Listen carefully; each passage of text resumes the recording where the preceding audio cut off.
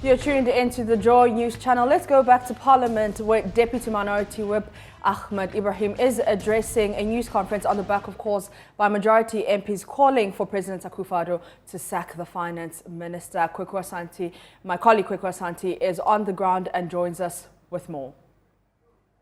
It's not just a matter of person. There was a say.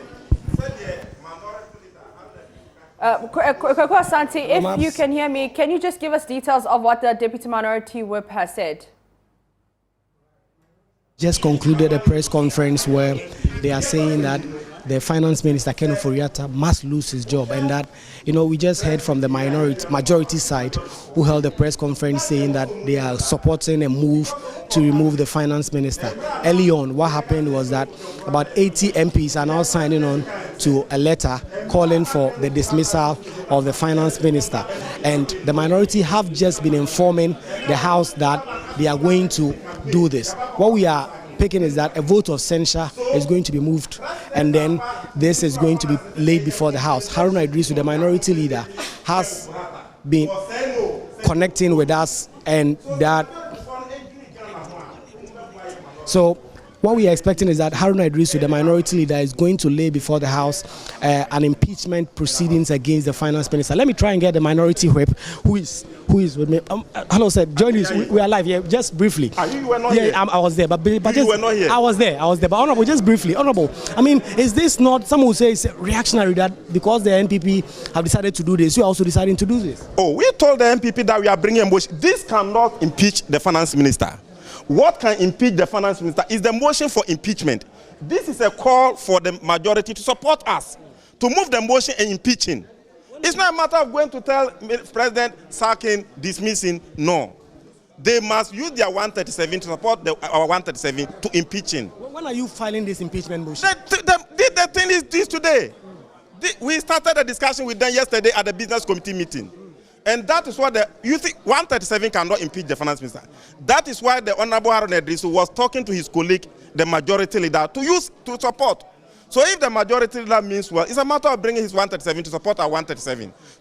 We need only 183 to impeach him. But you don't just go and use 137 only to fall flat on the floor, that you could not succeed. We want an action with a resource. If they talk here and we talk here, that does impeach the finance minister? No. After talking here, let's move inside. The power is inside. When we go there and the motion is moved, you support it. We cast the vote, 183 sacking. Then he has no business being there. Thank you, my brother. So you've just heard from the minority whip, the Ahmed Ibrahim, saying that their side have just filed a motion for censure against Finance Minister Ken Ofori-Atta, and that they don't just expect the majority side, to just speak in terms of saying that they support this action, but they should come into the chamber, and when this vote is taken, they should vote against the finance minister. The breaking news we've been covering all day for you here on Joy News is that in a major break, the majority MPs, NPP MPs, who have always been standing by finance minister Ken Ofori-Atta, say now that the minister must lose his job, together with the Minister of State at the presidency, Charles Edubuahin. And this has been sinking in the House. We've just heard from Ahmed Ibrahim, who says that the minority leader himself, Haruna Idrisu, has filed a motion of censure to remove Finance Minister Ken Ofori-Atta. The standing orders require that any such vote should be voted for by at least two-thirds of MPs. Two-thirds of MPs in the numbers is 183. NDC MPs are 137. On their own, they will not survive voting out the finance minister. What is expected is that if the majority MPs, who say they are numbering more than 80, will support them, then clearly the finance minister will lose any vote of censure in the House. Maps. Correspondent Kweku Asante giving us an update on the minority news conference that they addressed. Kweku Asante, I just want you to stay with me. The minority MPs, how's the mood like in Parliament? What is actually happening? So are we moving back to the House? What is happening? So ordinarily, it was expected to be a welcoming address from the Speaker of Parliament because MPs have been on break for more than 3 months now. But this morning, things have changed, and the kind of news that we've been picking regarding the impeachment proceedings, censure, removal of Finance Minister Ken Ofori-Atta has completely changed the dynamics. It is not clear yet if the House will vary the item of business, because I just saw the order paper, which did not include much. But from what we are just gathering now, the NDC MPs are trying to make this the order for the day. They are trying to say that if the NPP MPs are calling for the sacking of the finance minister, then they must join them. They must not just say it in terms of press conference or a news conference and speaking for its sake, but they must join them on the floor of the House. And so they say they filed a vote of censure motion against finance minister. Indeed, Haruna Idrisu, the minority leader, has done this himself. According to the minority whip, the minority leader informed the majority leader yesterday that they intended to file this, and they've indeed filed this. They expect to go back into the chamber and then vote on this. It is not clear if the Speaker will admit this motion for a vote to be taken on this now, but ultimately this is going to be a long day of a long drawn-out battle between NPP and NDC. But usually, while this would have been a fight, what we know now is that the NPP MPs would have just fought this. But now they are also calling for the dismissal. So we've just seen there, it seems to me as though the Speaker of Parliament will be walking in very shortly to gavel the House into session. We don't know if the House will proceed as usual or that the finance minister will be on the chopping board today and the vote of censure will be laid, and whether or not NPP MPs will be joining the NDC MPs to vote to remove the finance minister. Kosanti, do we have any idea of what time the MPs will be in the chamber? Right. Yes, we are expecting the MPs to just get into the chamber just a moment from now. You've just seen there a number of the MPs walking in now, and so very soon the House will be gathered into session. But Kaisel Atufosen, the finance committee chair, says that they are going to move for the finance minister himself to be also removed. So MPs are now getting into the chamber. The governor, they want the Bank of Governor himself to be removed. The Bank of Ghana governor, Dr. Ernest Addison. So it's a number of issues coming up today, starting from Finance Minister Ken Ofori-Atta to the Minister of State at the Finance Ministry, Charles Edubwahin, and now the Bank of Ghana governor as well. You just heard Dr. Kaisel Atufosen. He's the ranking member of the Finance Committee, making a claim that they are going to seek to move that also. The second Deputy Speaker has just entered the lobby. I don't know if he's the one going to preside over the House or the Speaker of Parliament himself will be coming. But any moment from now, we expect that the House will start sitting. Thank you very much, Parliamentary correspondent Kweku Asante. It's only the first day of sitting after a 3-month recess, and all the drama is happening at Parliament. Just hours before the sitting, we know that about 80 majority MPs are asking for President Akufo-Addo to sack Finance Minister Ken Ofori-Atta, but also Charles Edubwahin. And now Kweku Asante just told us that they're also asking for the Bank of Ghana governor to be sacked from his position.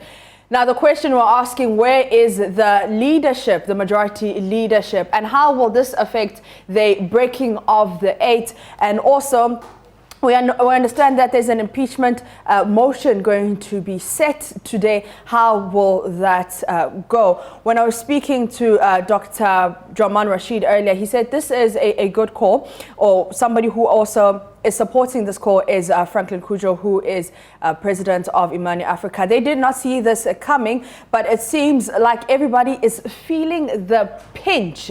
We know that a minimum of 14 cedis is needed to get $1. And talking about that, let's check out how the pressure, the economic pressure, is hitting everybody.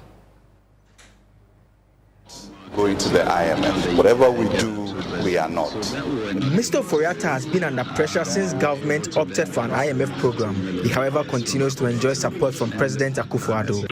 I came to office in 2017 under an IMF program, which Emmanuel Biden said,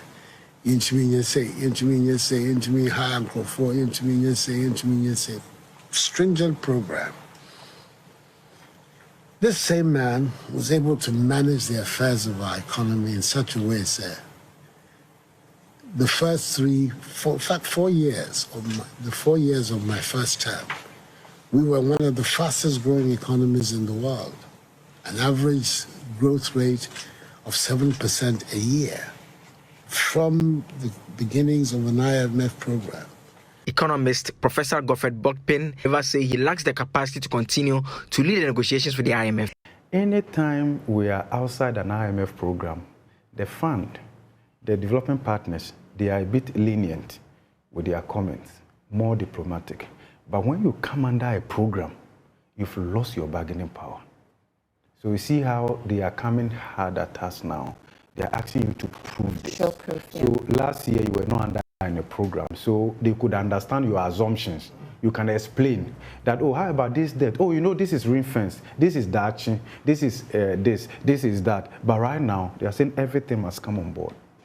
So especially when you check in such a vulnerable state, you don't have, you can't negotiate from position of strength. We shouldn't have gotten ourselves in this place. To come out of this, as I said, what the market is looking for is that bold decision from the government that says that, look, and it may have to be a bit radical, which means that you are sacrificing your interest and the interest of your inner core and your political party for the common good. Other than that, if you tell me that these people have performed excellently, then probably it will be for reasons not for the common good. A view shared by some men of the pulpit. But wrong is wrong. When you are wrong, I need to look in your eyes and tell you, you are wrong. That is what is killing this nation. This is the time, Your Excellency, to make changes.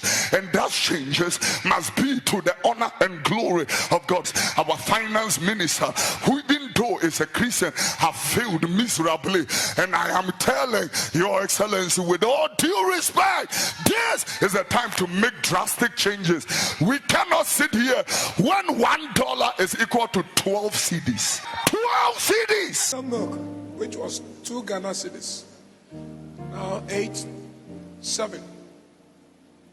How would a mother buy milk and put in a tea or porridge for her children? In less than 24 hours, our cedi had depreciated against the dollar from 1390 to 15,000. 15. It's now 16. Recently, the vice president arrested a cedi. Is it the dollar or the cedi? The dollar. The dollar, and locked the dollar up. Here the dollar has broken jail.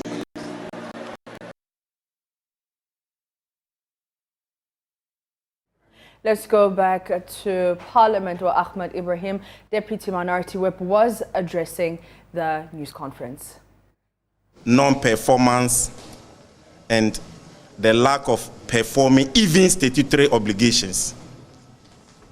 This morning we woke up only to be told that our brothers from the majority has briefed the media that they are calling on the president to call to reshuffle the finance minister or to dismiss him.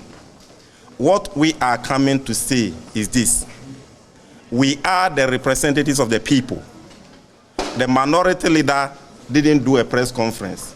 He told the chairman of the business committee that as representatives of the people and as duty bearers, we must move a motion to call for the head of the finance minister. So if our brothers in the majority believe in this, what they should do is to support the call for the minority leader and the motion for the minority leader for the dismissal of the finance minister. I see their press briefing long overdue. If they meant well, the day they went to cabinet meeting and President Nana Addo Dankwa Akufo-Addo pointed to them that you want me to sack my finance minister when he was sponsoring my campaign, where were you? This is what he told them in cabinet meeting. That was the day we were expecting them to come with such a statement. You sat down. Now they came to correct the communication outside to say that he performed in the first 3 years, and that's why he's not sacking.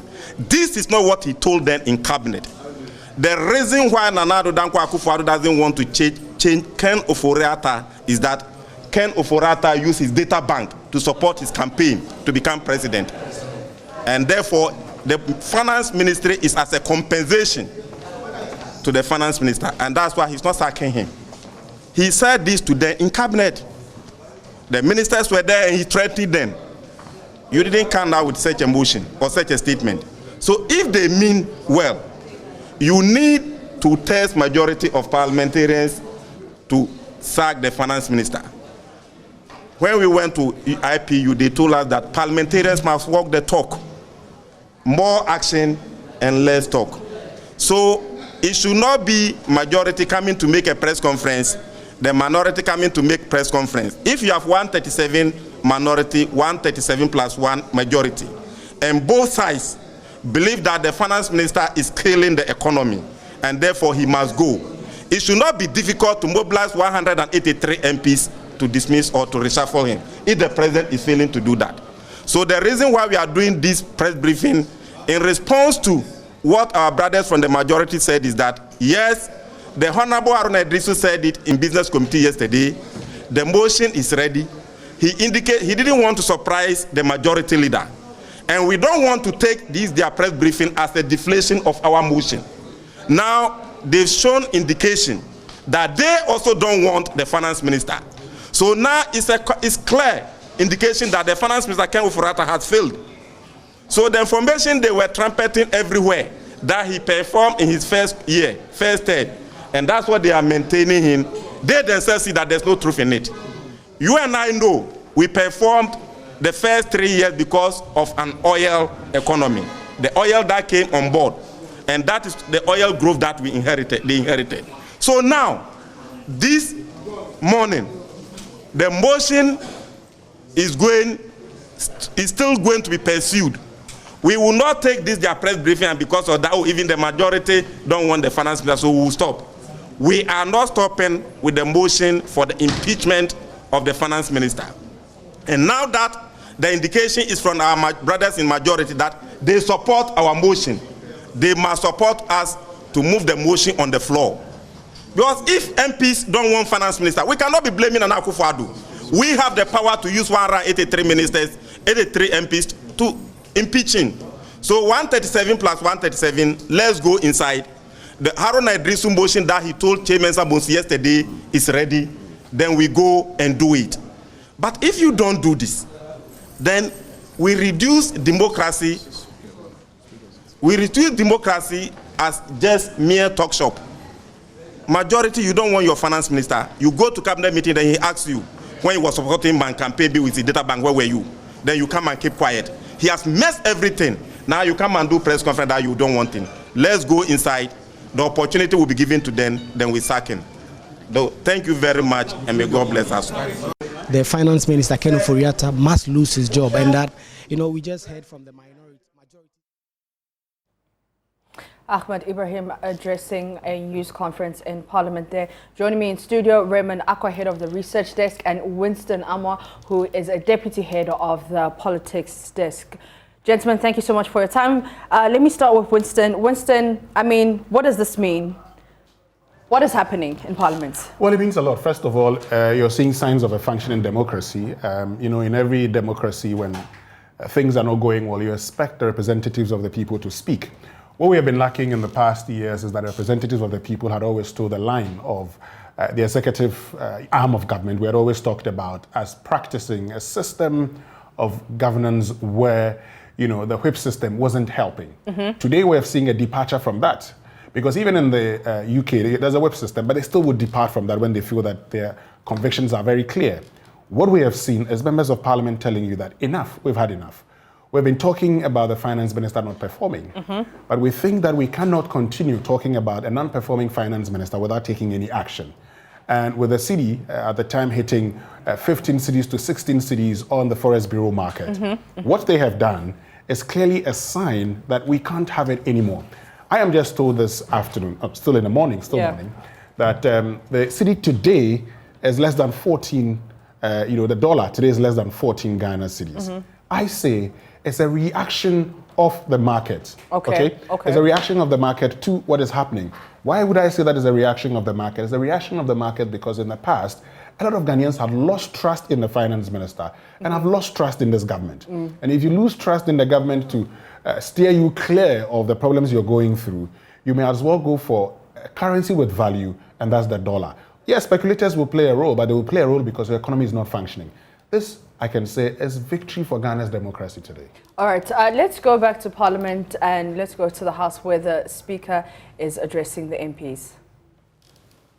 For Nyasimbe and officials of the Togolese Republic on issues pertaining to the maritime boundary between Ghana and Togo, which has become a subject of dispute in recent times. The delegation accompanying me to Lomé will comprise the Minister for Foreign Affairs and Regional Integration, the Minister for Defense, the Attorney General, the Minister for Lands and Natural Resources, the National Coordinator and other officials of the Ghana Boundary Commission. I will return to Ghana in the evening of the same day. During my absence, the Vice President, Alayi Dr. Mahmoudou Bawumia, shall, in accordance with Article 68 of the Constitution, act in my stead. Yours sincerely and best wishes, Nana Adodankwa Akufo-Addo. The second letter is dated 2nd August 2022, and it reads, Mr. Speaker, appointment of Minister and Deputy Minister for the Ministry of Gender, Children, and Social Protection. I hope this finds you in good health and spirits. This is with respect to the new team at the Ministry of Gender, Children, and Social Protection. In accordance with Article 78(1) of the Constitution, I am submitting, through you, to Parliament for its prior approval, the name of the Deputy Minister for Gender, Children, and Social Protection, Honorable Lariba Zuwera Abudu, Member of Parliament for Walewale, for appointment as Minister for Gender, Children, and Social Protection. Given that the intended elevation of Honorable Lariba Zuwera Abudu to the office of Minister for Gender, Children, and Social Protection, I have, pursuant to Article 79(1) of the Constitution, nominated Honorable Francisca Otin Mensah, Member of Parliament for Kwabre East, for appointment with the prior approval of Parliament as Deputy Minister for Gender, Children, and Social Protection. I would be grateful if Parliament would expedite the process of prior approval of my nominees so that they can take up their positions in government forthwith and assist me to deliver on my mandate for my second term. Accept, Mr. Speaker, the assurances of my highest consideration. Yours sincerely and best wishes, Nana Adodankwa Akufo-Addo. The third letter dated 2nd September 2012 reads, Mr. Speaker, absence from Ghana. In accordance with Article 59 of the Constitution, I write to inform you that I will be traveling outside the country in the evening of Saturday, 3rd September 2022, to The Hague, the Netherlands, at the invitation of His Excellency Ban Ki-moon, 8th Secretary General of the United Nations and Chair of the Board of Global Center of Adaptation, to participate in the African Adaptation Summit to be held on Monday, 5th September 2022, at the GCA headquarters in Rotterdam. I will also, at the invitation of the Prime Minister of the Kingdom of the Netherlands, His Excellency Mark Rutte, undertake a working visit from 6th to 7th September 2022. And after this, I will travel to Paris, France, at the invitation of Her Highness Sheikha Moza bint Naza, founder, Education Above All Foundation, to participate in a high-level event to commemorate the third observance of the International Day to Project Education from Attack. I'll return to Ghana in the evening of Saturday, 10th September 2022.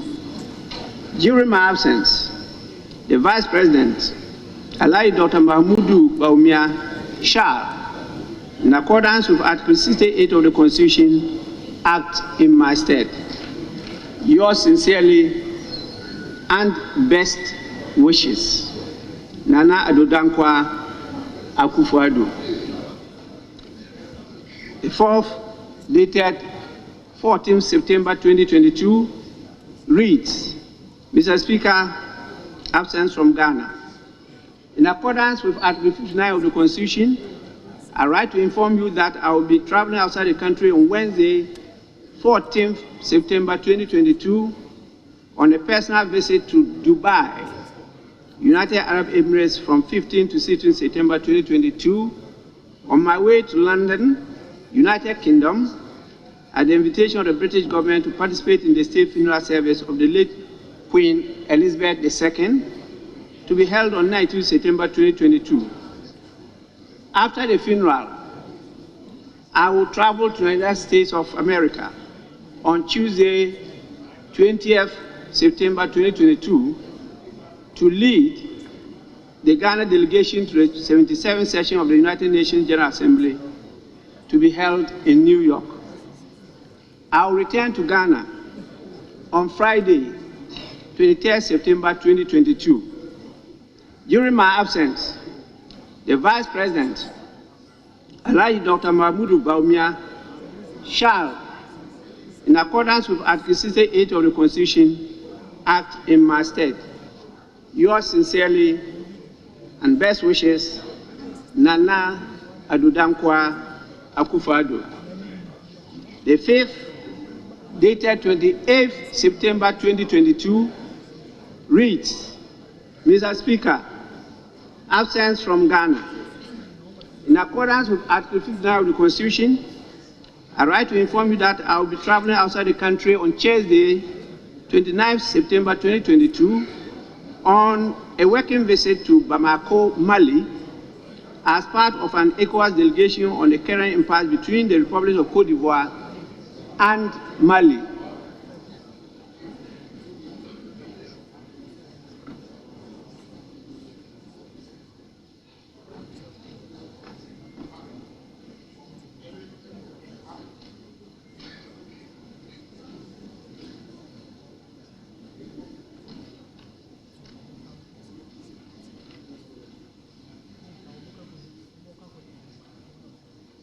I will return to Ghana in the afternoon of the same day.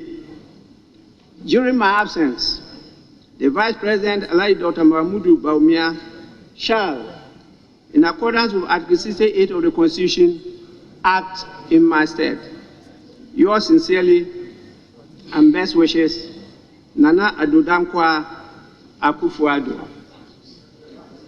This ends the communication from His Excellency the President.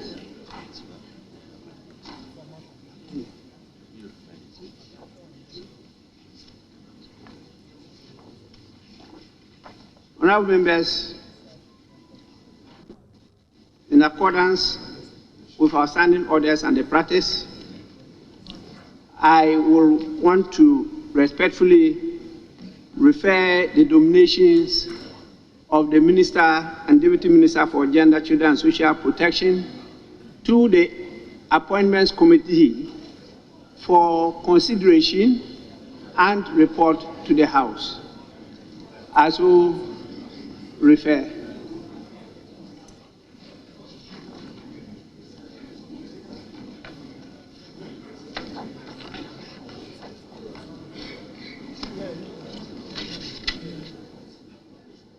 now take item 3, communication by Speaker of Parliament Alban Bagbin, there we will be getting you more from Parliament, but let's go to Twitter because President Akufo-Addo, Finance Minister, the MPP are all trending. But let's go to Finance Minister who's trending and see what people are saying. On my page also, Ken Oforiatta is trending, but let's go to Facebook and see what you have been saying about this. Now, Kofi Salam says the number of ministers needs to be cut down to 20. Same with presidential staff and convoys. Drastic homegrown solutions we need to adopt. Cosby Nuku says the call should have been the impeachment of the president. Samuel Tree says all of them should accept responsibilities for the hardship. Ivy Sapong says a very insensitive leadership. Okay. And Mickey Men says thank God they have started using their brains. Governance is about the people and not individuals. Ivy Sapong says time changes, people change, strategies also changes. Reverse your gears, Mr. President. Al-Haji Abubakar says they should have added the president too. Anthony Brain says they should impeach President Nana Akufo-Addo. And Stanley Alatu says, I'm in full support of the request that the finance minister must be sacked. And continues to say that the president should also be impeached by 2 over 3 of majority votes on the grounds of abysmal economic management on the vote of no confidence. And Abubakar says, don't blame the finance minister, but rather the president himself. Gentlemen in studio, we know that on the 17th of October, President Akufo-Addo says there was no basis for him to sack the finance minister. According to him, that we cannot blame the finance minister for the current economic woes in the country or what the country is facing. But going back or coming to what has happened this morning, what are some of the insights you're picking? Let me start with you, Winston. Well, first of all, you can clearly see that the MPs have disagreed with the president. Ordinarily, something that you wouldn't see happen. And with what the MPs have said, they have said that if you do not sack Ken Oforiatta, we are prepared to vote against the 2023 budget or not even take part in the debate at all. And if they do not take part in the debate, automatically, if the minority feels that they do not support the budget won't pass. Look, what we are beginning to see is a clear-cut decision of the MPs sending a signal to the president that we are in this together, and if care is not taken, and if you do not do what we believe is right, I can reasonably infer their actions may be suggesting even a vote of no confidence in the executive. If the MPs are to carry this far, and so, yes, they've given the president the chance to do this. Based on all the discussions and analysis I have had in the past, as the signal looked like the president, as you indicated, was not prepared to sack Ken Oforiatta. In fact, in certain discussions the president has had with members of Parliament, he has been touting the achievements of Ken Oforiatta and has said that, but for Ken Oforiatta, we wouldn't be where we are today, as in the economy would have long collapsed. And that's why the president, when he went to Kumasi, said, if something has gone wrong through no fault of the finance minister, he cannot be sacking the finance minister. But today, we're seeing signs of a functioning democracy. And today, if care is not taken, and if the call of the members of Parliament from the majority side is not heeded, they will begin to take the executive itself on. And look, I am not sure we're ready for that. Okay. I am not sure the president can say at this point in time he wouldn't go with Ken Oforiatta. It is in the interest of Ken Oforiatta himself to be handing over his resignation letter to the president. In fact, even before the president announces acceptance of his resignation letter, Ken Oforiatta, if I were him, I would have said to the whole world, I have tendered in my resignation so that people would know that I even want to go before the president sacks me. That's something I said on the Super Morning Show. Look, when you say, and the time that Kweku Asante spoke to him, when he said that, he's, as a father, you don't have to desert your children. What are you beginning to see? You're beginning to see a case where Ghanaians are telling you that, yes, you may be our father, but as for this father, we don't want you. We may prefer to be fatherless, or we may actually want the state to take over the father role that you currently think you're performing. Because a father is expected to perform certain roles. I have just said that. I've always believed that father, husbands are roles. They are not titles, they are roles. If you're not performing it, you are not one. So if you're not performing the role of a father, you're not one. Someone who can perform that role better be placed there. This I say, is victory for the country's 30-year-old democracy. Yeah. And this is a good sign that would tell politicians, you cannot take the people for granted. You cannot forever think or believe that because you practice a whip system, that is the end of the world. Yeah. And so everything you want your party members to do, they will do it for you. Look, here we are. So far, we haven't heard from the majority leader. I presume he may be in caucus because I do not think that the majority leader may not get wind of this before it goes out. All things being equal, he may get wind of it. But if he didn't get wind of it, that would actually call into question leadership even in Parliament. Yeah. Did they get wind of it? What actions did they take? Are they in support of it? So it's a major thing happening in the country today. It's a major, major part of our democracy. Yeah. And I say this should have come earlier. Raymond, I want us to look at the future. What happens if the president doesn't heed to this call? What happens if the finance minister doesn't hand in his resignation? Aside from the majority saying that they won't participate in the budget debate, what is going to happen after that? The part to do with the debate is very important. Not participating means that we will also not vote for it. Okay. So that if you have 80 members of the majority side, and if they decide to stay off, the minority will not vote for this budget.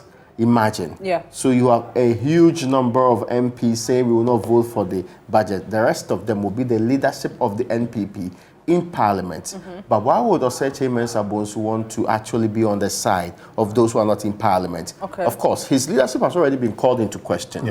Right from the beginning of who becomes Speaker, right from the next elections on the budget itself, the previous budget, and on the e-levy, there has been several times that his leadership has been called into question. This will be the nail in the coffin if he decides to stay alone with his leadership and actually not support the majority of the MPs, in this case, almost 60%, about 58%, who are saying that the finance minister must go and the related engagement. Imagine having in this budget an indication of an IMF program and that being thrown out by your MPs. That risk you don't want, because the signal to the IMF and the other institution was that there is no agreement in the Republic of Ghana on whether or not to engage me in the first place. That itself is a very terrible sign you don't want to send. So it is in the interest of government to, if they cannot get the MPs to stand down on this particular request, if they cannot get them to agree not to do this, if they cannot get them, and you see, these MPs, 80, they can even agree with the president that we are not going to push for the removal and agree and vote for essential vote. You get the point. If there's a essential vote today by the minority, they would vote for it. And the 80 is enough. It's more than the 2/3 required to actually get that thing going through. What the market has been doing, the response of the market is indicative of how the country feels. Brilliant. Automatically. So now there's a financial reason and economic reason why this should continue. Yes. And so now, what the signal this sends to you is that the Ghanaian population have lost trust in the finance minister. And the markets are telling you that minus Ken Ofori-Atta, we can deal with this government. Brilliant. Okay. I do not think that any president, worth a sort, would disagree with the markets. We saw it in the UK. Liz Truss decides to part company with Kwesi Kwarteng, and she now has to go. Their democracy is different from our democracy. Take the first step. Let Ken Ofori-Atta go. Because look, watch this. You are running for you're in the running for an IMF program. The last thing you want to do is to be seen not to be serious. I know that, or not to be speaking from the same hymn and the same page, or else some discordance would actually worsen your environment. It is in your interest that the whole state is seen as together and actually pursuing this. When you have Parliament basically telling you that we don't support your budget, which may include an IMF program in it, what signal are you sending to the people who are engaging you? And of course, you see, Maps, this has to be stated. Another school of thought will make the argument, because Ken Ofori-Atta is leading an IMF program, we should allow him to stay. But that should not be the case, because he's not the only person engaging the IMF on behalf of Ghana. It could be the leader of the delegation, but the leader of the delegation is only presenting policies that have been agreed to from a governmental point of view. So if government agrees to these policies, another person can lead. In fact, you may have heard the analyst indicate earlier that Ken Ofori-Atta, because of all the things he said and because of the posturing when it comes to the IMF, having quoted Hosea and having told all of us how proud we are as a nation, we wouldn't subject ourselves to an IMF program again, should not have led the IMF. In fact, the moment the president indicated that he was going to go for an IMF program, he should have fired Ken Ofori-Atta or have asked him not to lead it as we saw in the previous administration. That should not be the reason why we cannot do this. That should be the more reason why we should do this. And there will be a bit of confidence in the Ghanaian team leading the IMF program. The IMF would realize that this is a country that says, look, we've had enough. The person that we believe may have caused this problem is no longer with us. A lot of diplomacy goes on at the world stage. And so the IMF is not going to come out and tell you that, oh, this person is not performing, that person is not performing. But one of the things the IMF has done to you is that it's just told you that you're not debt sustainable.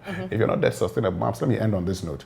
As a company here at the Multimedia Group, okay, our revenue, we may go out there and want to convince people to give us revenue. If they don't give us, we can't complain. But there's one thing we have control over. That is our expenditure. Okay?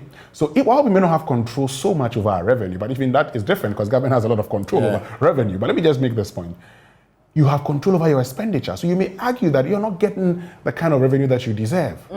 What the Russia and Ukraine war did not do to you is I didn't compel you to spend where you do not want to spend, unlike COVID-19. COVID-19 compelled you to spend because people were struggling. But the Russia-Ukraine war has not compelled you to spend. In fact, you've passed everything on to the people. You could have cut down your expenditure, make an impact in the economy. You did not do that. The markets are angry with you. You cannot go back to the markets and go and borrow. You need confidence. That confidence comes without the current finance minister. All right, so Winston, I mean, you go to social media, you're on the streets, you go to the markets.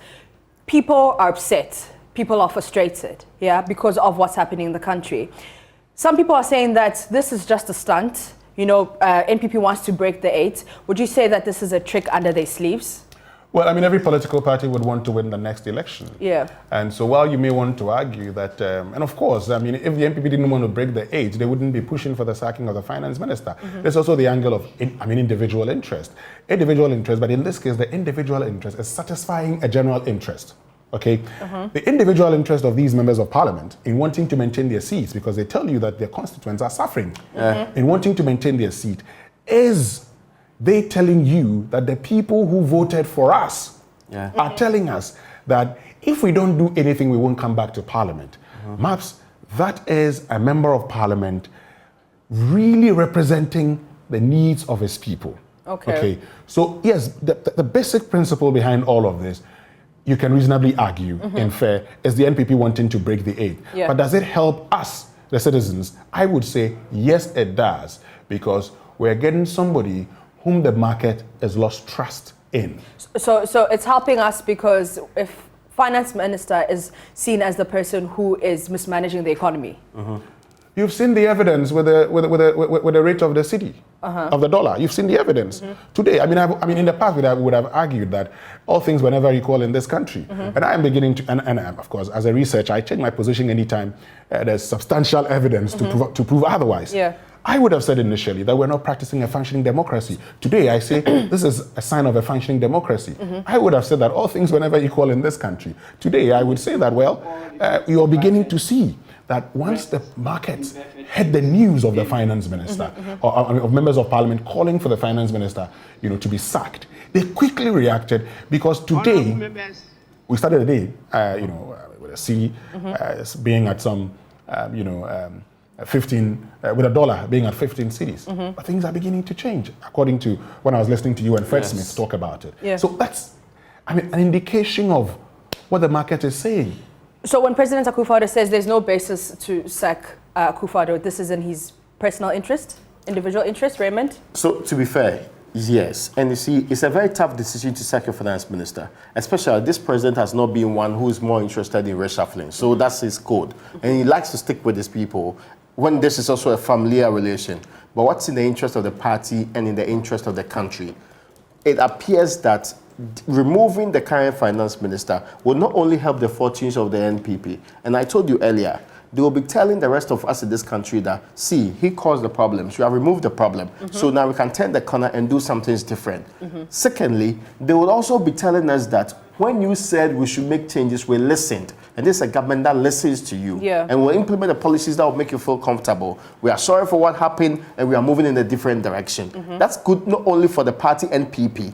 So if you look at the individual of Ken Ofori-Atta, he might not be happy with it. The president might also not be happy with it. But for the collective NPP, it might be a good decision. Moving it beyond that particular end, for the economy too, it might be a good decision collectively. Okay. But on a bigger note, it might be good for our democracy too, that we do not have people who feel that they have permanent power in place.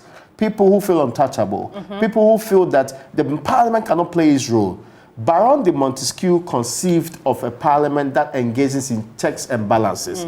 So you check the executive, but when they go wrong, you tell them in the face. Because we've had a case where ministers are pulled out of parliament and the parliament is basically like a rubber stamp for the executive, we've not had the effective function of our parliament. For once, it appears that some people in parliament, regardless of their personal interests, are seeking to say, we are returning to our role. When we feel you are not doing well, we will check you. We will insist on the right thing being done. And in this case, we may even insist on your removal because you are bad business for party and bad business for government. All right. Winston, any more thoughts? Well, I mean, I think that while you may argue, you could be right, that it's an attempt to break the 8. But this would be a better attempt to break the 8 than what we have seen previously. Win-win situation. and for all of us citizens of this country, everybody has one vote. In the interim, would prefer you do the right things in breaking the 8 than doing the wrong things, which affect all of us. Okay. Gentlemen, we will go back to Parliament and see what is happening. But we know that 80 majority MPs are asking for the president to relieve his cousin of managing the national purse or risk losing their support for government going forward. We also know that on the 17th of October, President Akufo-Addo did say that there was no basis to sack the finance minister and that we shouldn't blame Ken Ofori-Atta for Ghana's economic. But this is the Joy News channel, DSU channel 421 and Go TV channel 144. On Facebook and Twitter, we are Joy News on TV. So do make sure that you follow that our Facebook pages, our social media pages.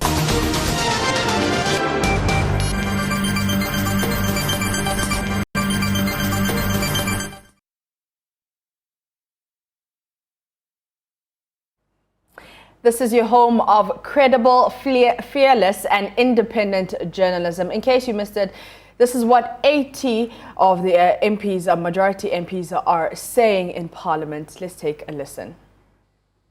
Caucus of the Parliament of Ghana, and we here so present a greater number of the said caucus. My name is Andy Apiakubi, and I am only here as spokesperson for the majority group, without more. We have had occasions to defend allegations of conflict of interest, lack of confidence, trust against the leadership of our finance ministry. The recent developments within our economy are of great concern to the greater majority of members of our caucus and our constituents. We have made our grave concern to the president through the parliamentary leadership and the leadership of the party without any positive response. We are by this medium communicating our strong desire that the president change the Minister of Finance and the Minister of State in the Finance Ministry without further delay in order to restore hope into the financial sector and reverse the downward trend in the growth of the economy. The summary of our concerns leads to a plea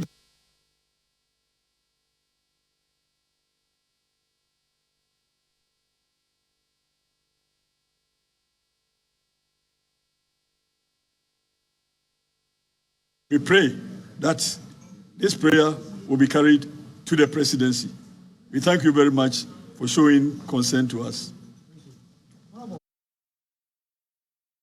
That is Andy Apiakubi, who's the Asante Achim North MP. Gentlemen, once again, for people who just joined us on this Let's review our thoughts again. So basically what has happened is that MPs are insisting that no matter what happens, the president should remove or the finance minister should resign. In fact, they also demanded the Minister of State at the finance ministry, that is Charles Edubuahin, should also go along with the finance minister. Now, they are insisting that if this does not happen, they will not participate in the budget hearing and the debate thereafter. Let's not forget that when they do the budget hearing, they'll go into the debate, appropriations. The various groups actually come with appropriations. They approve all of that. That's also going to be kept on hold. Oh, they'll not participate in it. So that's also one problem that we are likely to have going forward.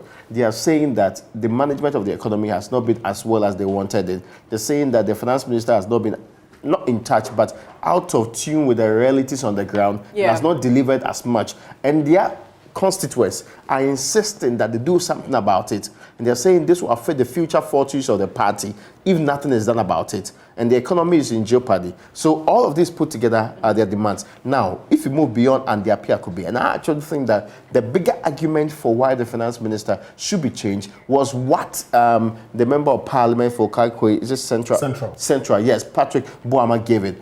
He started by saying, nobody is saying he has not done anything at all. He has done some things, but they believe that he has, in recent times, not delivered as well as they want him to do.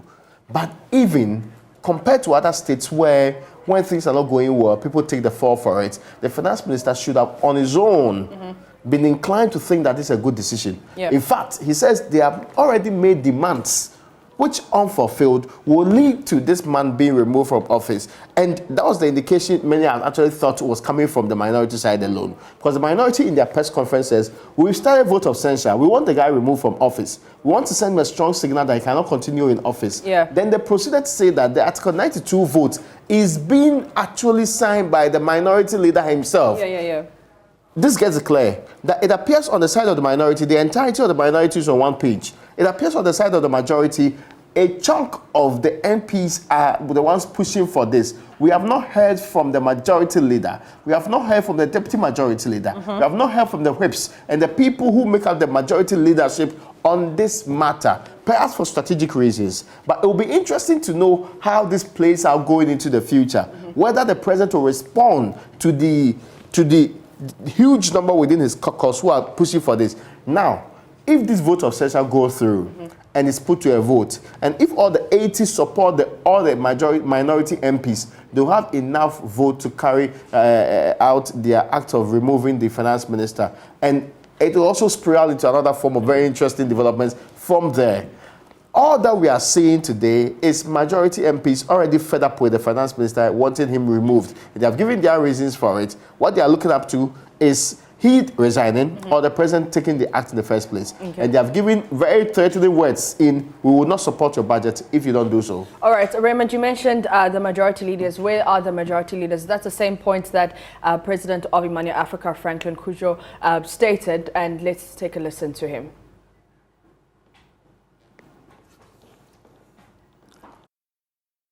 That's a very strong number. If indeed all these 80 have appended their signatures to the call, it will be difficult to ignore.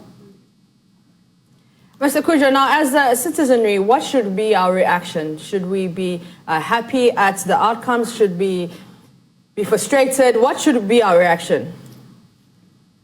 Well, I'm not too sure we should be happy. I think we should be worried.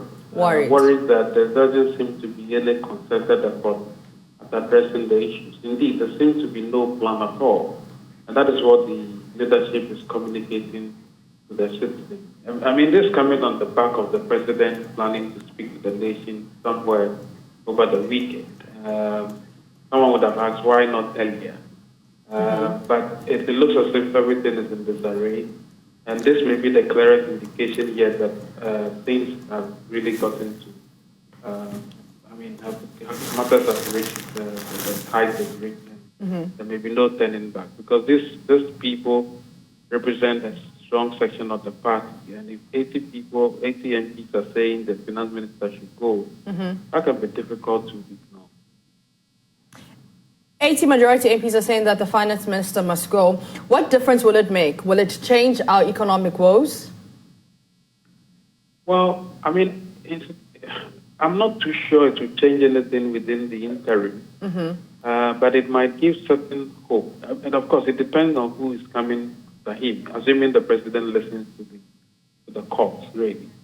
But it will send several shivers down the spine of the market watchers and market participants. And our troubles may just compound for a little while. Yeah.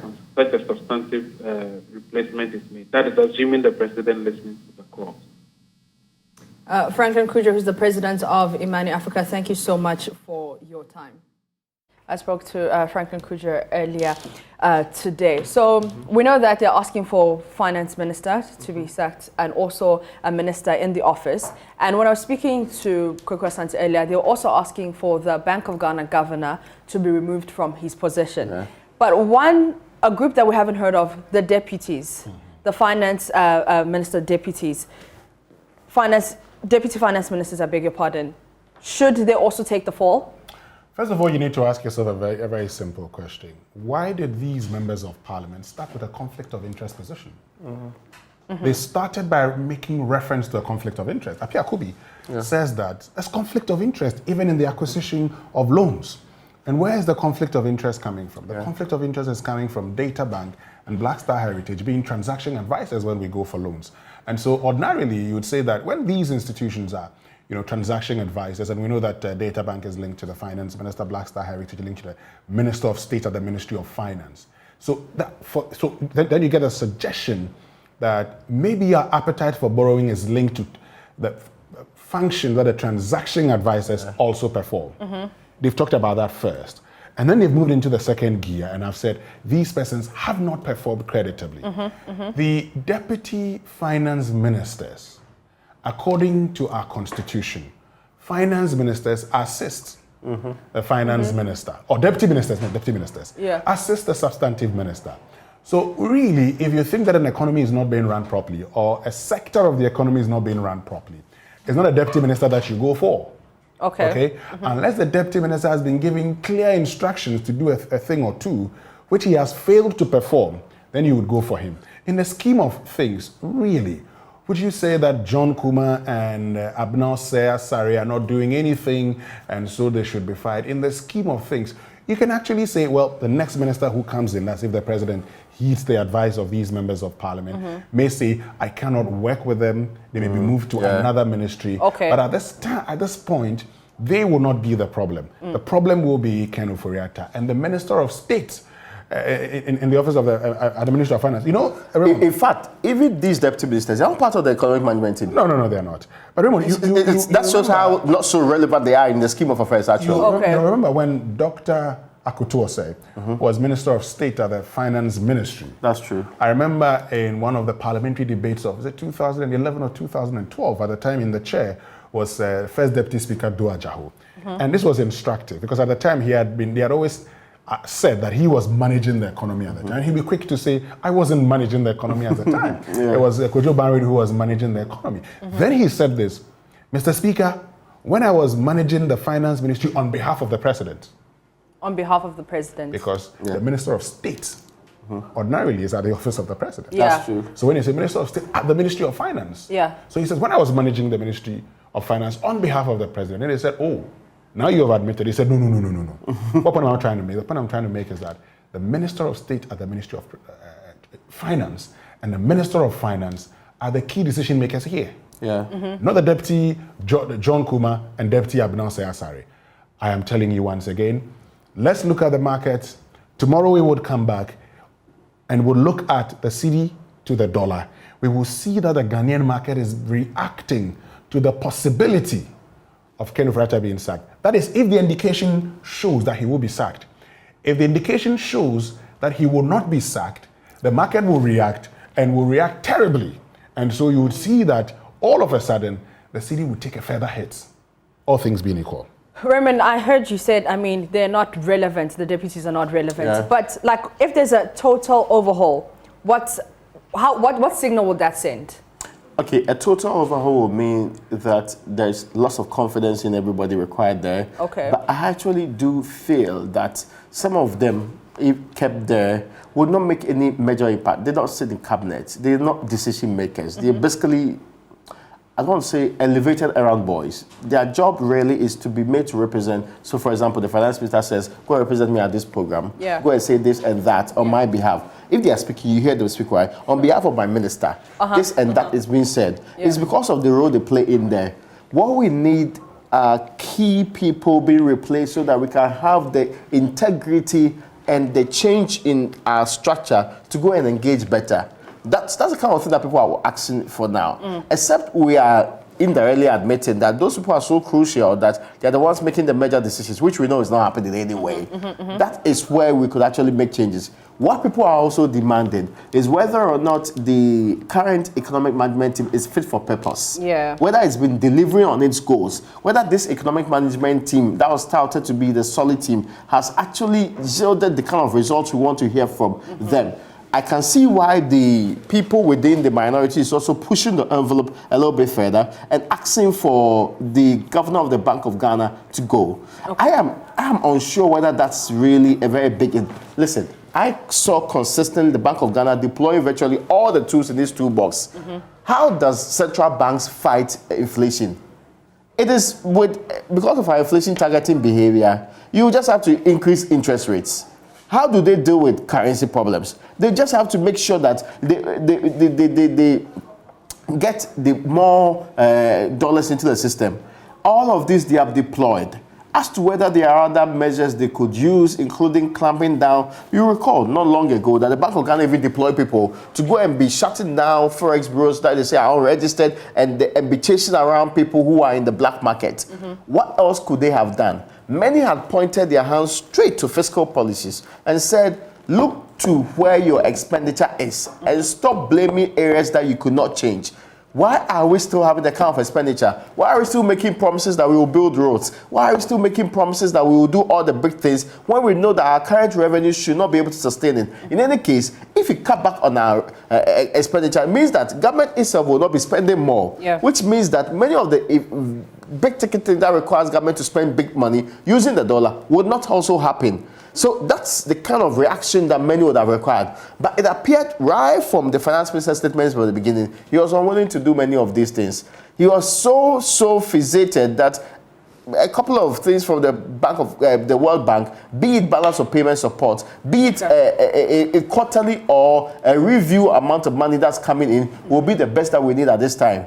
It appears not to be working so well. Okay. Gentlemen, I'll come to you. Now, let's hear from Professor Ransford Jampo, who is a professor of political science, who joins us live on the phone with latest. Prof, good afternoon and thank you so much for your time. Hello, good afternoon. Majority wants the finance minister to be sacked. How does that come to you?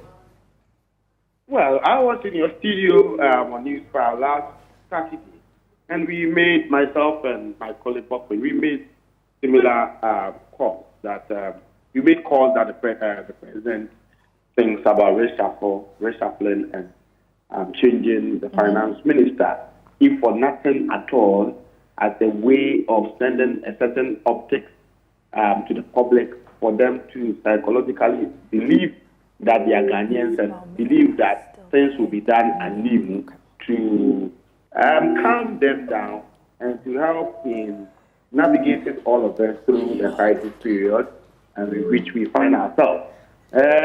We made this call. I'm not sure we were listened to long before Saturday. I'm sure other well-meaning Ghanaians have made similar calls. And so I am not surprised that some members of the majority side have made such a call openly, and then have also indicated that if the president fails to listen to them, then they are not going to do business with their own party. If they bring deals to them in Parliament, they are not going to participate in debating and approving of those deals. I think it is something that is good for Ghana's democracy. It helps in asserting the role of Parliament as countervailing authority to the powers of the executive. And so I would want to plead and make a profound call on the leadership of the majority side of Parliament to cut their subservience of the executive and also cut their morbid fear of the president, and to publicly be seen to be supporting the move that members of the majority side have taken. After all, there are no longer positions to be shared by the president. And so they should cut their morbid fear of the president and be seen publicly, because these are members of parliament who also, and I'm talking about the leadership of the majority side, members of parliament who also are constituents. And if there are hardships in the country, their constituents are also experiencing those hardships. And so it is a disservice to our quest to strengthen parliament. It is a disservice to our quest to promote constitutionalism for members, for the leadership of the majority side to all of a sudden be, to exhibit cowardice and to stay away from what's going on. They should have the courage, the boldness to be on the side of their members in calling on the president to ensure that the right thing is done. That is one way of, like I said, asserting the role of parliament as countervailing authority to the powers of the executive. That is another way, that's one way again of making sure that the executive arm of government is accountable to the people of Ghana. And so they should abandon their morbid fear of the president and to be on the side of the majority who are making this noble call on the president that, look, the finance minister has done his part. We cannot be ungrateful to the finance minister. He did so well in the first term of the president. But that should, I disagree respectfully with the president that given that the finance minister did so well during the first term, he should be allowed to continue. Look, we cannot govern the economies of a developing country like Ghana in the past. The economies of developing countries are not governed using past glories as base. We don't do that. We can't do that. And so he's been able to do what he's done his bit. I think it's about time he stepped out for other competent hands to be brought on board. It's the MPP that in the lead up to the 2000 elections, right after the 2016 elections, bandages the cliche around that they have the men. If you have the men, then where are the men? Now that we are in crisis, and clearly we can see that the one who does not believe in going to IMF is now the one being asked to lead a delegation or negotiation to the IMF. I mean, if you are principled, once you don't believe in doing something and you are being forced to do it, you should resign. So he should resign to save the president, or the president should take the decision, the initiative by just asking him to step aside. Prof, now should the economic management team led by Vice President Baumeier be reconstituted? Well, I don't know.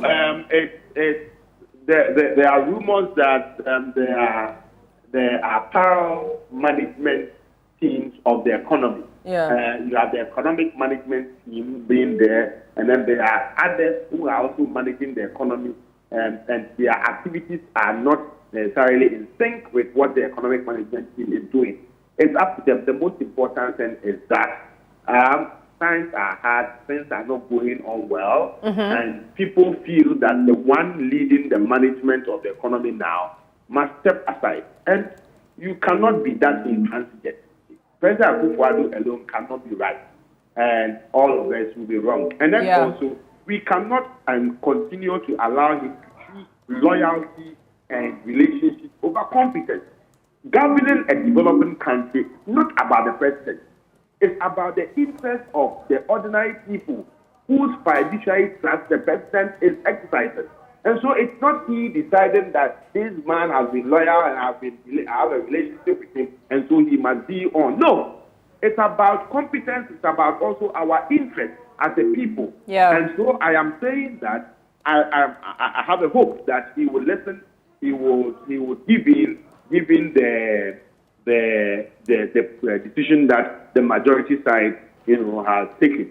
And then if he doesn't do that, if he continues to be intransigent, then I'm calling all Ghanaians to show him this, or to make the demand on him more resounding and more loud. And then let's put a lot of pressure on him to make sure that he does the right thing. The fact that he is on his way out does not mean that we should all suffer and we should all continue to endure that can be easily handled by other people competently found, who are competent, and they can be found in your party or even outside the party.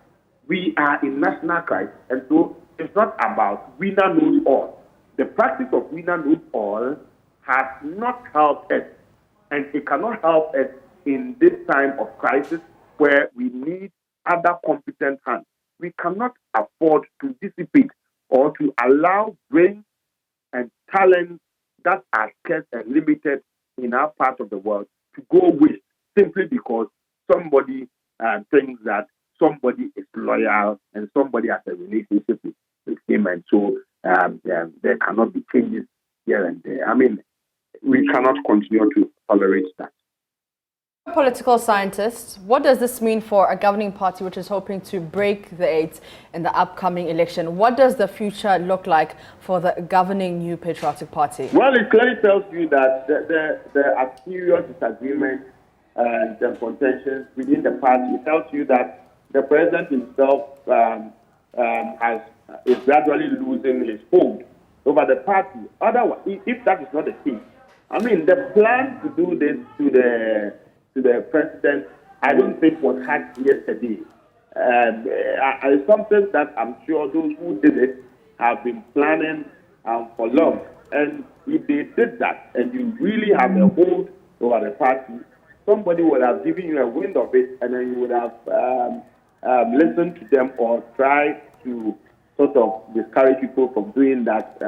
You would have listened to them and dealt with their demands in a manner that would have prevented this kind of environment. In terms of what it holds for the fortunes of the party, look, clearly, even the utterances of the party, of the president nowadays, like I indicated earlier on in my open letter to him yesterday, makes him more of a liability to the party than an asset. And if this is not stopped, and the party fully believes in its electoral fortunes in the next election, then the party must consider rescuing itself from the president.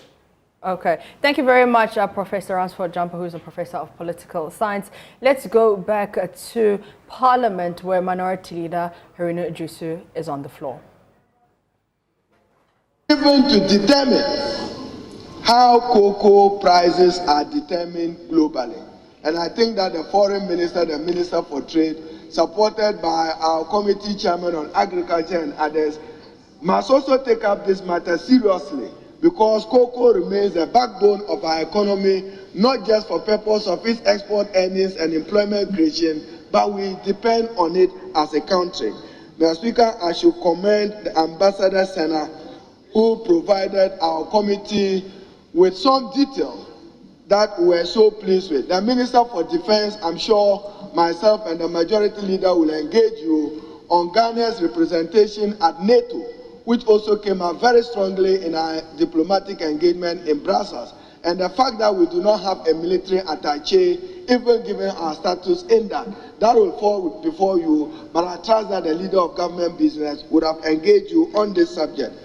Mr. Speaker, why I say that the Minister for Finance and Governor of the Bank of Ghana must come before us.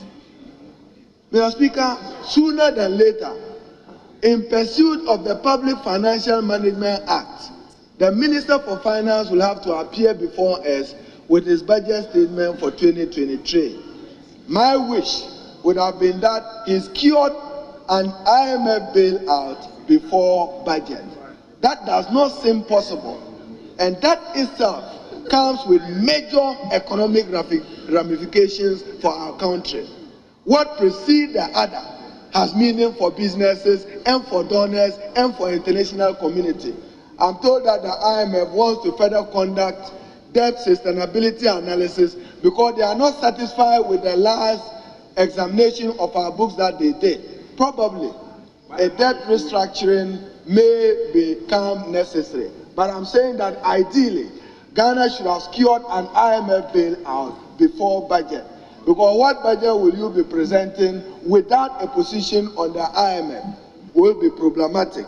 So, Mr. Speaker, I want to welcome our colleagues back and wish everyone well. But, Mr. Speaker, my tweet this morning, Samekasa Kruma Yeshikra Mankashi, Sesia Abruso. Mr. Speaker, Samesi Kromno Aeshia Mankashi Abruso. Now, honorable member for Swami, so him say I won't channel a dorsal. And to wit, the poverty and the suffering and the hardship is increasing. So, Mr. Speaker, we are serving you notice that we will take every step that this parliament have the lawful mandate and authority to censure any minister who is not living up to expectation. And we will lead the way with the Honorable Minister for Finance. Yeah. What I expect from my colleagues opposite is to support us to exit him. He cannot manage his own mess or supervise his own mess. He might have done well 17, 18, 19. He is not doing well again and is not fit for purpose. So, leader, I invite you, those your quiet rebels and coup makers, leave them to work with me for us to exit your finance minister. I thank you very much, Mr. Speaker, and I want to welcome colleagues back to this house. So, Mr. Clerk, I want to commend you for the leadership you provided in getting our small committee, Justin Muturu and Lechesa and the other MPs, to get leader to the coordinating committee, and Mr. Speaker taking his pride of place as chair of CPA International, president of the CPA. I thank you, Mr. Speaker.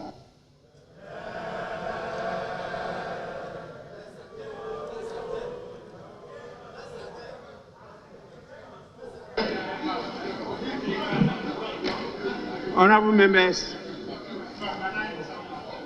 may we now listen to the welcome remarks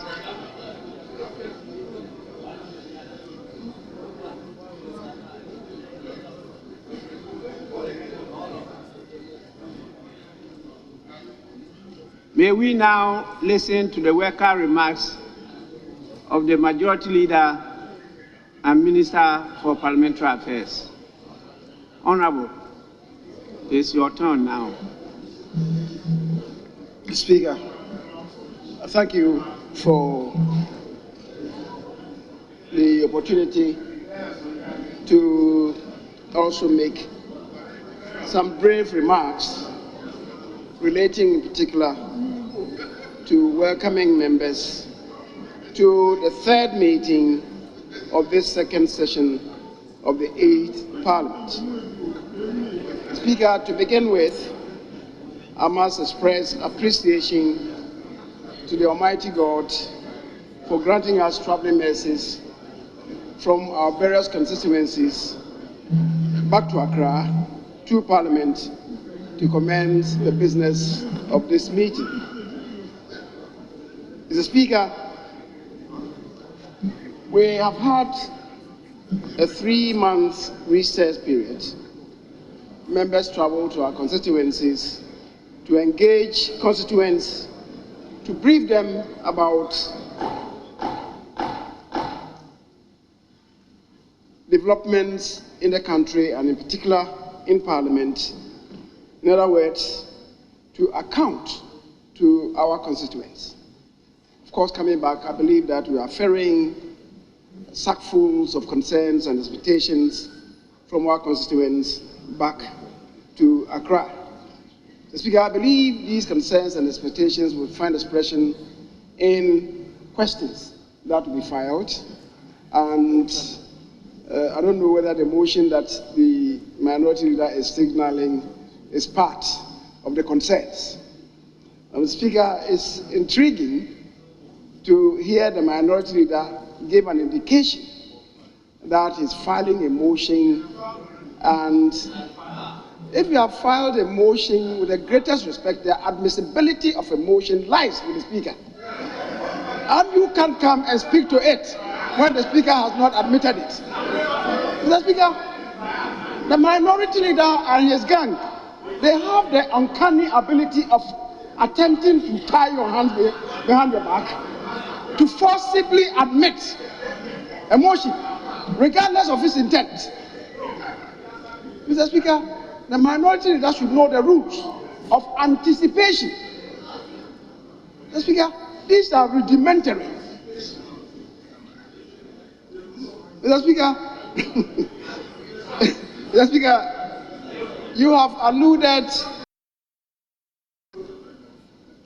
a ruling that you intend to give to the preliminary objection that I raised in respect of the motion for the House to adopt the report of the Committee of Privileges on 3 members who you had cited as having breached Article 97(1)(c). We can only wait for the ruling, which I want to believe will be very erudite, the Speaker, and I want to believe that it will be in sync with the Constitution, the ruling that will come from you tomorrow. Mr. Speaker, you have also mentioned the high esteem that the Commonwealth Parliamentary Association holds Ghana. As you rightly communicated, I have been unanimously elected as the Vice Chairman of the CP International. When the initial effort started in Kenya at the instance of Justice Right Honorable Justin Muturi, supported ably at the time by the Speaker of Zambia, and also reinforced by Speaker Lechesa. Speaker, that was to occupy the position of the acting chairman of CPA. Speaker, the minority leader is right, and I should express gratitude to him because of the 4 campaign officers. He was the arrowhead of the campaign group, and he did so in flamboyance. Speaker, I should express profound gratitude to the minority leader for touching base with the constituent regions in Africa. And the good thing was that I was not even present at the meeting when my name first came up at the instance of Right Honorable Justin Muturi. And the rest of Africa immediately and unanimously approved of the nomination and all came behind to support the nomination of a certain chairman of the issue to lead the cause of Africa. The Speaker, in Halifax, Nova Scotia, this time around, it was the entire Africa group, led this time by the Right Honorable Dr. Abbas Bundu, the Speaker of Sierra Leone, the Sierra Leone Parliament, who nominated me on behalf of Africa. Again, supported this time by the Speaker of Malawi, the current chairperson of CPA Africa region, and supported in the flanks by, again, the Honorable Minority Leader, the Speaker from South Africa, Right Honorable Ntombe, and all others in the Africa region.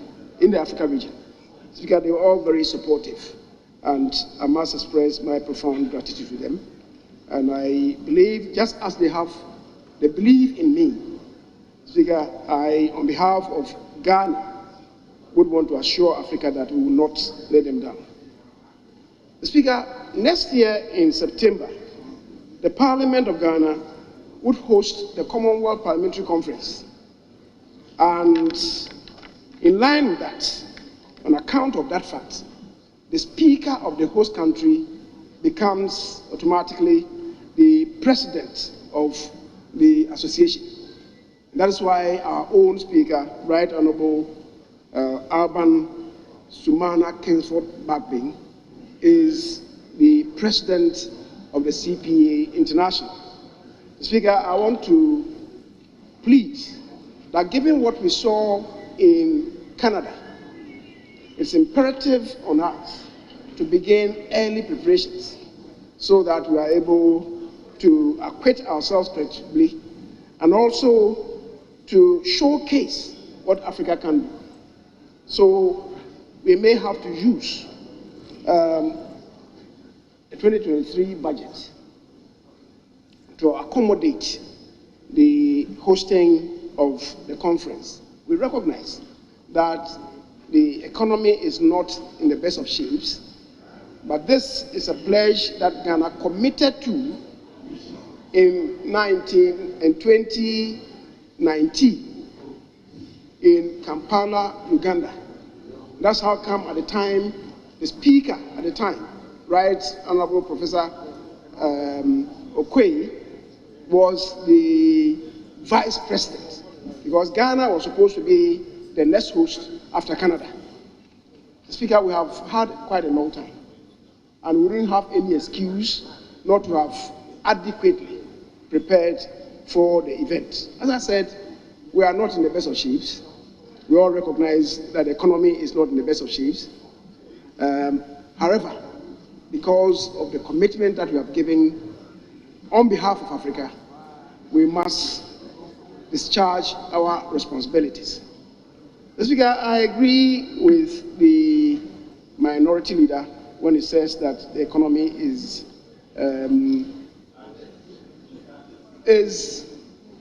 afflicted with some ailment. Mr. Speaker, everyone in this country must accept that we are not in the best of shapes. We may disagree on the principal causes of what is happening, but that it is happening to us is recognized by everyone. Mr. Speaker, the minority leader is giving an indication that they want to file a motion of censure on the finance minister. Colleagues of mine have also about done the same thing as has been communicated to me at the instance of their constituents.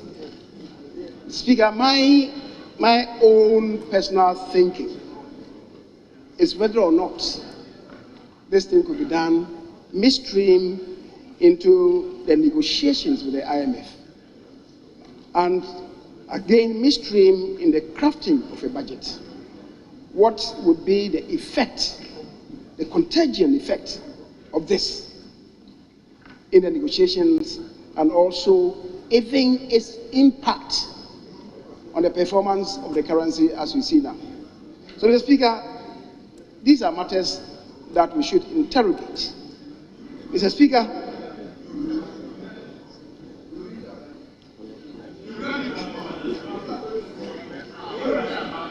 I don't want anybody to lead me into temptation and to lead me on the path of unrighteousness. I resist the temptation. Mr. Speaker,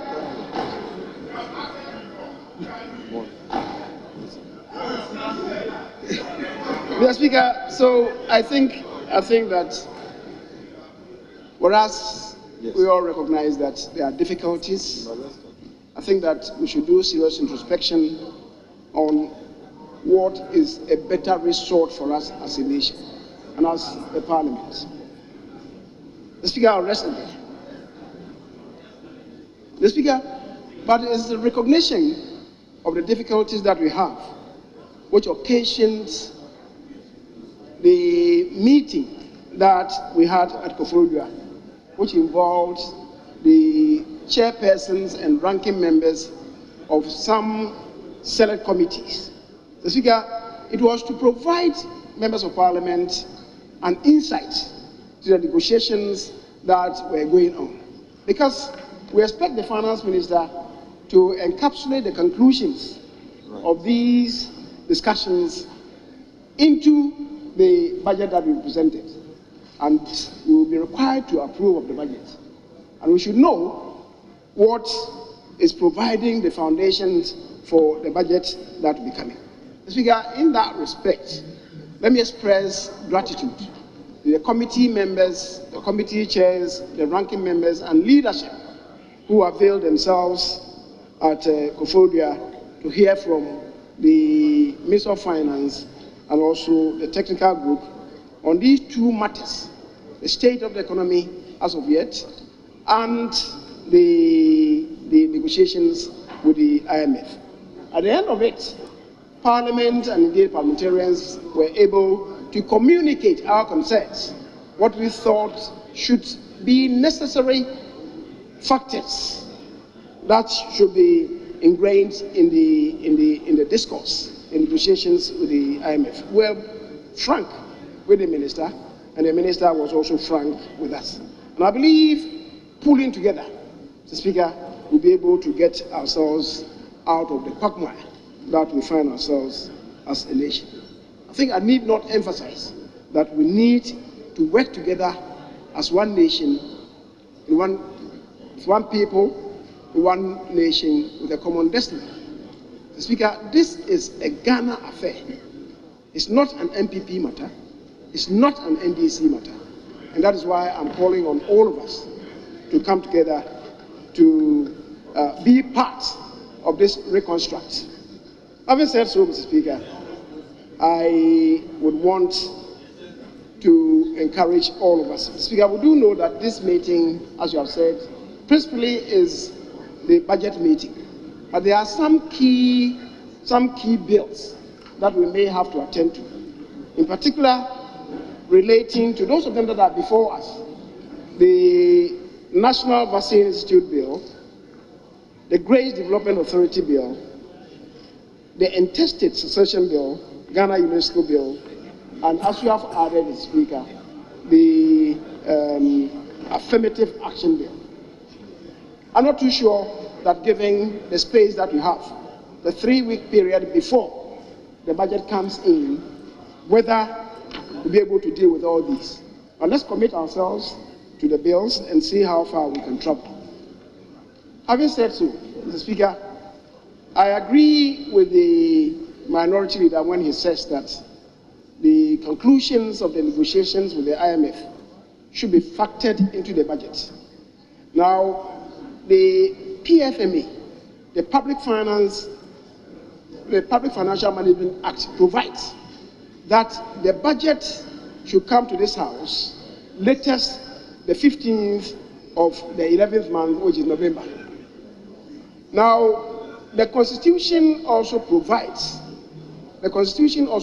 that the latest time, rather, is 1 month before the expiry of the current financial year, which is November 30th. What can we do? And I believe that if it should come after November 15th, certainly it will not be in breach of the Constitution. It will be in breach of the statute. But between the statute and the Constitution is superior. So, Mr. Speaker, we'll see what to do. We'll cross the bridge once we get there. But just to give us some indication that there will not be any breach of the Constitution if it should go beyond the 15th. Even though I do know that the ministry is working towards even bringing it on the 10th or so. And let's see how it goes. Speaker, my appreciation to all members for coming here. I just have been informed that there is some transition within the ranks of the NDC. That is why they are in black. I've been told that the backyards of the various MPs, they could not harvest the anticipated grains. And so some of them are mourning. And the rest of them have decided to mourn with them. That's why they are in black. Having said so, Mr. Speaker, we recognize the vicissitudes of, having to have yourself re-elected. We sympathize with them, and those of them who were not so successful will join ranks with them to project them in order for them to be able to come back. Some of them are very determined to come back, and we assist them to come back. Speaker, I thank you very much for the space granted. Honourable members, with this, you are all most welcome, and we'll proceed to item 4 on the order paper, correction of votes and proceedings, and official report.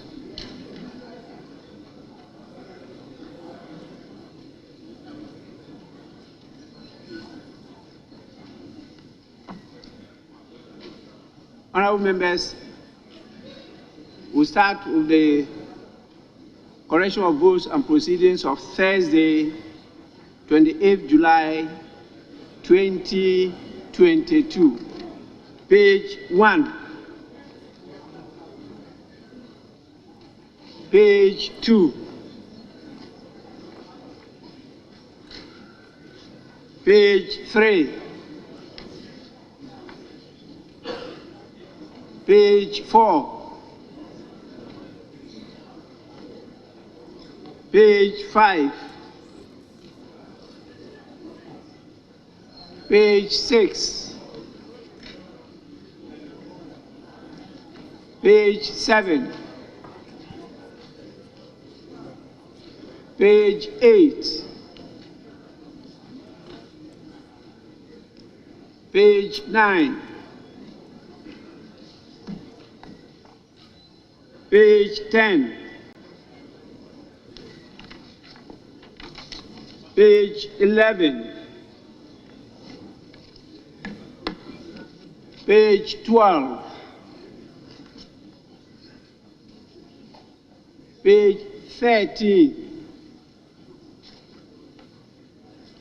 Page 14. Page 15.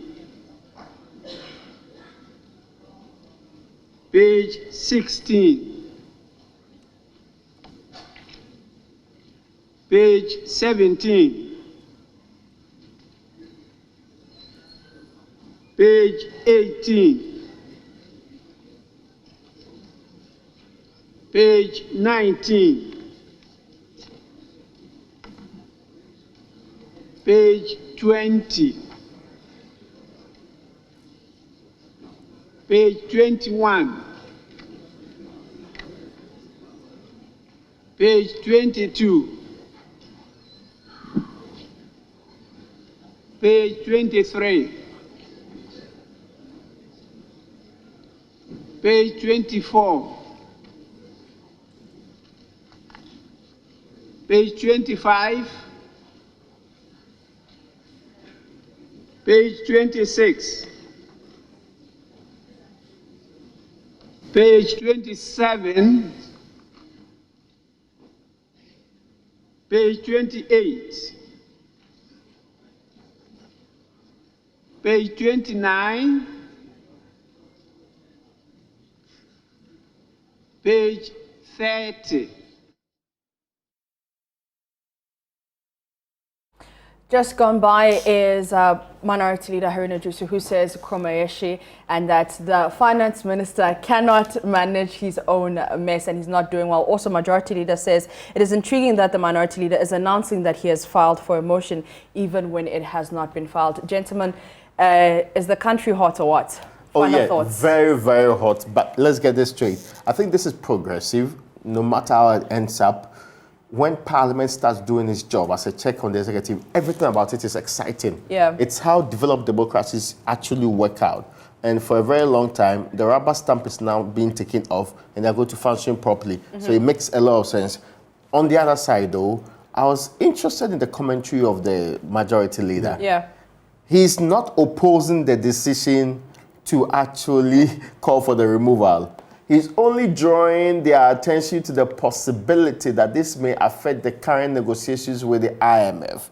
He's also saying that he believes the man is in the throes of preparing a budget and that may truncate the process or affect the process. I think those are welcoming elements, but I still think that we can do without the current finance minister. And he's not a guy who writes the budget. He might okay certain sections of it, but rarely. Without him, we will still have a very wonderful budget. We'll still be able to move forward as a country. And we can thank him for his services to the state appropriately at that time. Winston? I just want to do something. I just want to go for the budget. You see, budget, it says, on behalf always on behalf of the government of the Republic of Ghana. Yes. For the president. So he himself could have been there. And it's presented by, and it's only the reason why Osechi Mensah presented the 2021 budget when Ken Ofori-Atta was not around. He presented it last year. Ken Ofori-Atta was not around. Okay? So at the time, we did not have a finance minister. There was no crisis. There was no crisis. He had not been vetted as a finance minister. There was no crisis. He went ahead and presented the budget. It is the budget is the economic policy and budget of the government. While Ken Ofori-Atta is the finance minister today, if the president decides that Ken Ofori-Atta should not be the finance minister tomorrow, the basic principles that we want to do as a country in 2023, the IMF program broadly would have been agreed on. The buck stops with the president. He's the one voted into office. Okay, so what are you saying in 15 seconds? What are you saying? We are directing our energy to the wrong person? Certainly not.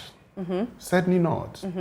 Because the finance minister would advise the president, wouldn't he? Yeah. And now that the evidence is clear that he's not doing a few things right, now that his own colleagues in the NPP are raising questions about conflict of interest, what business does he have continuing as finance minister?